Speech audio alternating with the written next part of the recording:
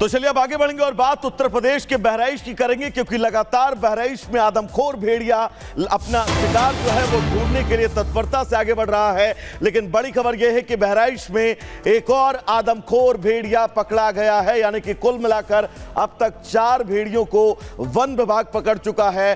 कल इस भेड़िए को पकड़ने के लिए जाल बिछाया गया, जिसके बाद चौथा भेड़िया भी पकड़ लिया गया है। यानी कि बड़ी सफलता ये, जहां एक तरफ लगातार सर्च ऑपरेशन तकरीबन 35 से 40 गांवों में लगातार जारी है, लोग रात रात भर जग कर पहरा दे रहे हैं और कोशिश यही कर रहे हैं कि भेड़िया अपना अगला निवाला बहराइच के किसी भी शख्स को ना बनाए। इसके चलते रात भर पहरेदारी और ये बड़ी सफलता है, एक और भेड़िया बहराइच जनपद के अंदर पकड़ा गया है। 29 अगस्त की तस्वीर हम आपको टीवी स्क्रीन पर दिखा रहे हैं।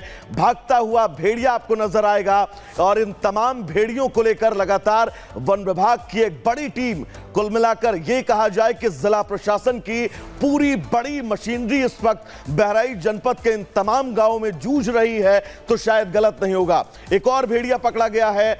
4 भेड़िए जो हैं वो अब तक पकड़े जा चुके हैं।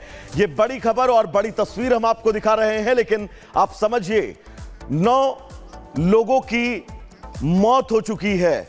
9 लोगों को ये भेड़िए अपना शिकार बना चुके हैं।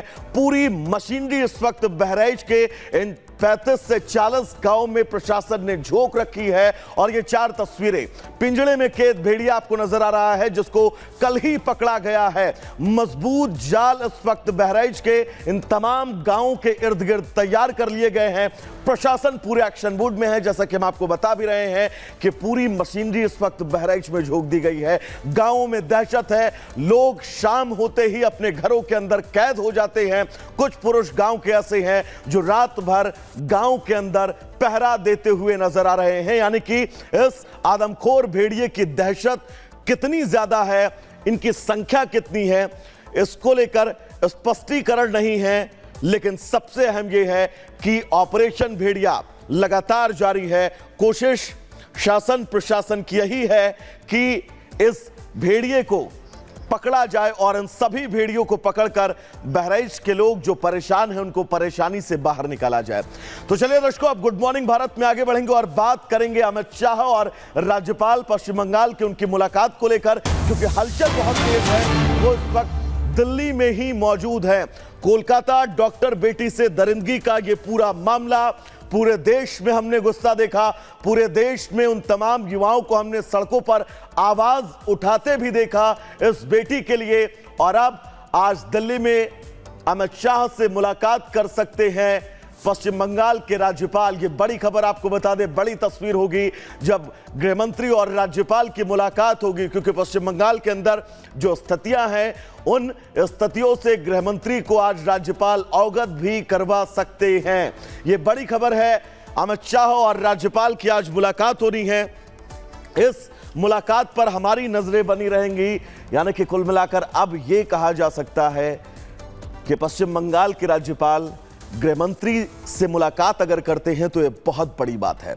ममता बनर्जी के बयान के बाद बंगाल में अब सियासी गर्मी बढ़ गई है।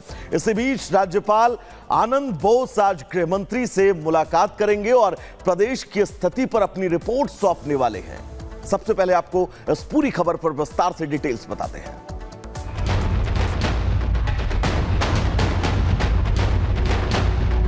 ওনার অবস্থা খুবই খারাপ। মেয়েকে আমরা এমার্জেন্সিতে নিয়ে এসেছি, আপনারা আসুন। कोलकाता कांड के बाद देश गुस्से में है। डॉक्टर्स अपना विरोध जता रहे हैं। बीजेपी अब न्याय की मांग को लेकर धरने पर उतर आई है, तो ममता बनर्जी सरकार बचाने के लिए देश विरोधी बयान दे रही हैं। हालात तो ये हैं कि बंगाल में गृह युद्ध जैसे हालात अब नजर आने लगे हैं। डॉक्टर बेटी को न्याय दिलाने के लिए बीजेपी के धरने का आज दूसरा दिन है। बीजेपी का धरना दोपहर 12 बजे से धर्मतला मंच पर जारी रहेगा। इधर प्रदेश के राज्यपाल दिल्ली में, जिसके बाद सियासी हलचल अब तेज है। राज्यपाल सीवी आनंद बोस गुरुवार की शाम कोलकाता से दिल्ली पहुंचे। राज्यपाल आज केंद्रीय गृह मंत्री अमित शाह से मुलाकात करेंगे। बंगाल की पूरी स्थिति के बारे में शाह को जानकारी देंगे। इस बीच रेप मर्डर केस में ऑडियो क्लिप के जरिए विस्फोटक खुलासा हुआ है। 75 सेकंड की ऑडियो क्लिप में वो हिला देने वाला सच सामने आया, जिससे अब तक अस्पताल प्रशासन मुकरता रहा। ওনার অবস্থা খুবই খারাপ। মেয়েকে আমরা এমার্জেন্সিতে নিয়ে এসেছি, আপনারা আসুন। ওনার অবস্থা খুবই খারাপ। মেয়েকে আমরা এমার্জেন্সিতে নিয়ে এসেছি, আপনারা আসুন। बेटी की मौत के 7 घंटे बाद फोन आया, लेकिन परिवार से झूठ बोला गया। अस्पताल में रेप और मर्डर को सुसाइड बताने की साजिश आखिर किसने रची? ব্যাপারটা হচ্ছে যে আপনার উনি সুসাইড করেছেন হয়তো বা কিছু মারা গেছেন। दूसरे कॉल में भी डॉक्टर के परिवार को सच नहीं बताया गया, जो हत्या को खुदकुशी बदलने का सबूत है। इसके बाद कई सवाल उठ रहे हैं, आखिर क्यों सच छुपाया गया और किस किस को बचाया गया? एकदम हम लोग का डिपार्टमेंट का कोई नहीं और कॉलेज का कोई हमारा साथ कोऑपरेट नहीं किया। जो डिपार्टमेंट पूरा इसलिए इन्वॉल्व है इसमें। रेप के बाद हत्या का ये मामला अब सियासी घमासान में बदल चुका है। इस मुद्दे पर पश्चिम बंगाल की ममता सरकार, राज्य की विपक्षी पार्टी और केंद्र सरकार अब आमने सामने है। आरजीकर अस्पताल प्रबंधन पर लीपापोती का आरोप है। ममता सरकार पर अपनों को बचाने की साजिश रचने का आरोप और इस कोलकाता कांड की जांच अब सीबीआई के हवाले है। Bureau report, Republic Bharat.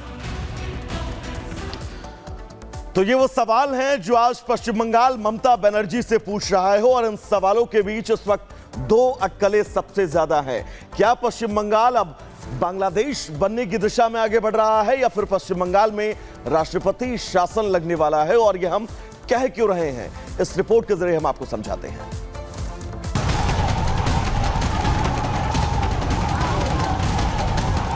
तस्वीरें तो 2 हैं, मगर हालात कुछ एक ही जैसे। हंगामा, हिंसा और हाहाकार। देखिए, बंगाल की स्थिति बांग्लादेश जैसी हो रही है। बांग्लादेश और भारत का बंगाल, कहने को तो दोनों के बीच बॉर्डर है, कटीले तार और कड़ा पहरा है, लेकिन अराजकता की आंधी कहां सरहदें देखती है।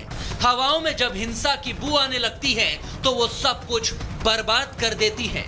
जब सियासतदानों के माथे पर ही सत्ता की सनक सवार हो, इंसाफ ना मिले, तो फिर आक्रोशित आवाम के अंदर की आग सब कुछ खाक करने पर आमादा हो जाती है और नेता उस आग को भड़काने में।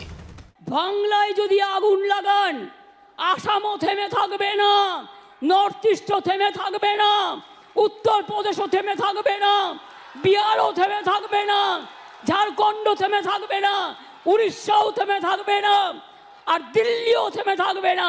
আপনার চেয়ারটা আমরা টলমল করে দেবো।